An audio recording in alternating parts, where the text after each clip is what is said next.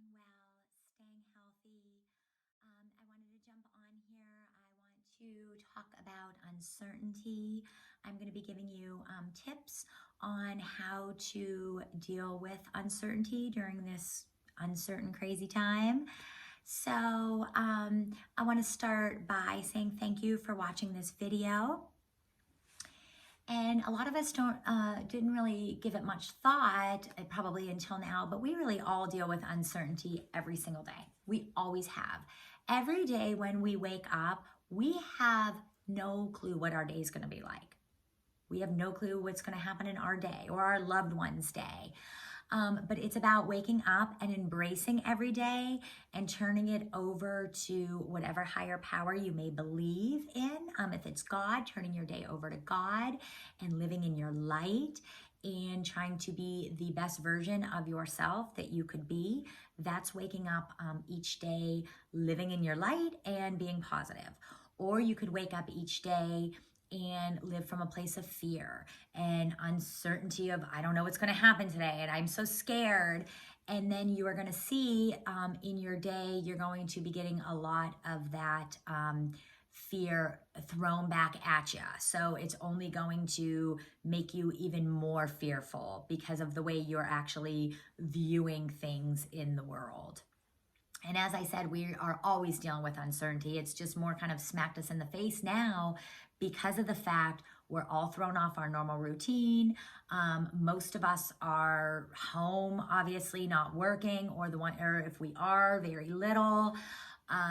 So it's definitely more of a time to be anxious. And if you're watching the news, which I absolutely do not recommend you watch much of the news, but if you are, it is probably making you more scared and fearful and sad, a lot of sadness.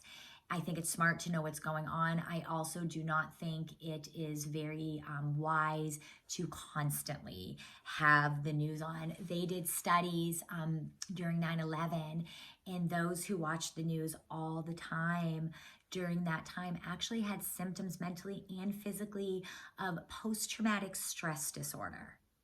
And they literally had to go see like psychiatrists because they were experiencing post-traumatic stress. So I'm gonna guess this time isn't gonna be much different. People that are like glued to the news, they're gonna have a lot of more anxiety, more fear. So that's why I thought, you know what, I want to jump on. I want to just give some tips on how to embrace uncertainty during this crazy time, but also just in general, in your everyday life. If you don't know me, my name is Jenny Askins. I am a certified meditation instructor and certified life coach. I help people find more balance, peace, and joy in everyday living. My passion is also to teach people how to meditate without Wi-Fi or any guided meditations. They already kind of have it within them, the tools that they need to be great meditators. So thank you again for being here with me. I really appreciate your support. Tip number 1, journal. When we journal, we are actually emptying out the negativity that we are feeling inside. So to journal is to create space within ourselves. You do not have to be a writer to journal. You don't even have to have a love for writing to journal, okay? I would say the best way to start journaling is in the morning. It's a good set to your day, or at night, right before you go to bed. It'll help you sleep if you have a lot on your mind. I would say to set about 10 minutes aside, grab a pen, hit it to the paper, and just free flow write whatever comes up. And sometimes you'll be amazed at what's even going to come up and being put down on the paper. But when you're done, I guarantee you're going to feel more balanced. You're going to have more clarity. You're going to feel more at ease. And I think that you're going to find this exercise really helpful, that it might be something that you're going to continue then. So journaling, number 1. Number 2, take time in your day to reflect, to pray to a higher power. I try to take time every day to pray to God, really listen, hone in on your intuition. When we take silence in our day, even if it's for a few minutes, whether it be for 5 minutes, 10 minutes, or 1 hour, it is such a purifying experience. It helps us really get in touch with our true authenticity. So if you're not doing that right now, try it. And if you are somebody who meditates or does a lot of yoga, I know you've heard this saying, things are not happening to you, they are happening for you. And that saying is so true. I believe that with all of my heart. And I think when you're taking time to really reflect each day on a higher power and listening to your intuition, you will start seeing that things are not happening to you, they are happening for you. So definitely take some time, especially now. I'm sure you have a little more time to just kind of reflect, even if it's sitting outside and having some of that quiet space around you to really kind of hone in and connecting within as to what are you really feeling. Number 3, if you're feeling very anxious and depressed, call a friend, call a loved one, call somebody you trust. Do not hold anything in. Now is definitely not the time, especially that everybody's been so isolated. Pick up the phone, call somebody you love, and just start talking. That will also help you kind of feel connected, and it'll warm your heart to know there are people that love you and that are there for you and are willing to support you. Next one, be the inspiration to somebody. Also, let somebody call you and be there for you. When you are out to inspire, you're really living from your light. If you want to do a Facebook Live, if you have something to say, use your voice. Get out there, put yourself out there, be vulnerable. It is so filling to the soul to really be vulnerable and to put yourself out there. And it's scary, but it will boost your confidence and you will be helping people. So do not be afraid to inspire and to use your voice. You already have those gifts already within you. You just need to trust yourself that other people will love to hear what you have to say. So the next one, watch the way you're talking to yourself.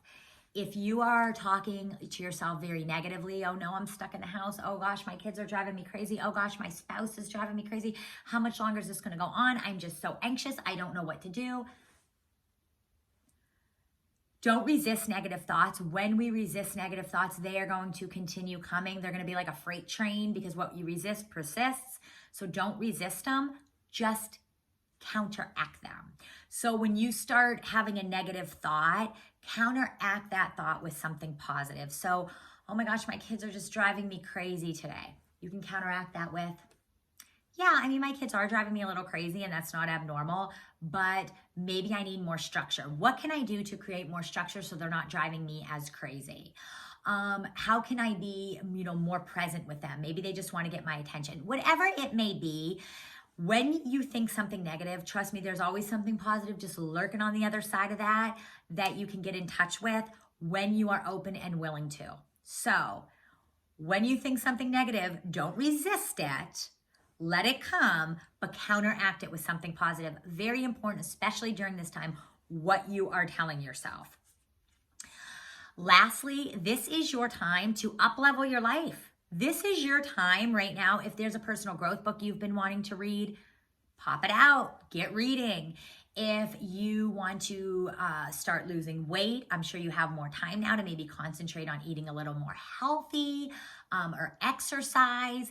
If you want to learn meditation, there's a lot of different ways to be able to do that. Whatever it may be, this is your chance to embrace some personal growth. So think about that. What is it right now that you have been wanting to learn or wanting to accomplish? If there's a book you have been wanting to start writing, if you have a book in your heart that you're like, wow, I've been really wanting to write a book and I haven't had time, well, guess what? Now pull out that notebook, start writing. So think about that. How during this time can you make time for some personal growth? So we're going to do a breathing exercise and then I will be signing off. So here we go. We're going to do in for 2 and out for 4. So hope you're still with me. In for 2. Out for 4.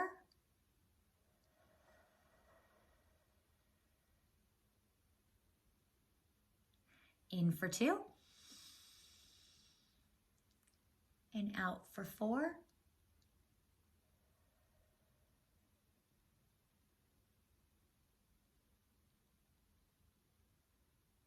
Ooh, I'm already feeling nice and centered.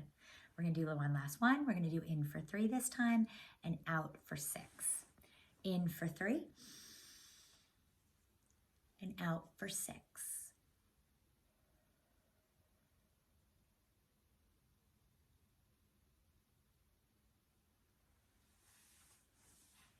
Hope that was good for you. You can do those breathing exercises anytime, anywhere. That will be something quick to just kind of help you get centered. And I really wish you well. I hope you stay healthy during this time in your mind, body, and soul. And I will talk to you soon. Much love to you.